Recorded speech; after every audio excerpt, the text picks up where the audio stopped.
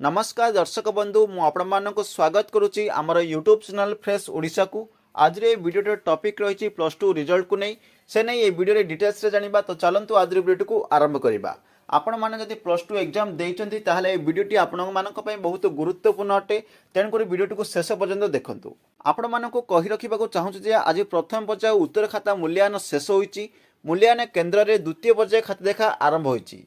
चलित अवस्था समस्त विभाग परीक्षाफल गोटे समय प्रकाश पाइबा लक्ष्य रखा एवं आपण मैंने यह जानी जे एप्रिल 4 सुधा प्रथम पर्याय खाता देखा शेष करने को लक्ष्य रखा किंतु से विलंब होती। 7000 अधिक शिक्षक शिक्षयित्री ऑफलाइन और ऑनलाइन माध्यम मूल्यांकन सामिल होती। एवं आपण मैंने यह जानी जे आगामी मसरे ओडिशा रे साधारण निर्वाचन होगाकू जाउची। साधारण निर्वाचन को दृष्टि रखी शिक्षा विभाग साधारण निर्वाचन पूर्व रिजल्ट बाहर करने को चेष्टा करुच्ची। तो गतकाल संवाद न्यूज अनुसार मे 13 सुधा प्लस टू परीक्षाफल आसबार संभावना अच्छी। गोटे समय समस्त विभाग परीक्षाफल करने को निष्पत्ति नि आपने समस्ते आगुरी जानीथे। ये किसी खबर मे 13 सुधा प्लस टू रिजल्ट बाहर संभावना अच्छी संवाद न्यूज गतकाल आर्टिकल अनुसार।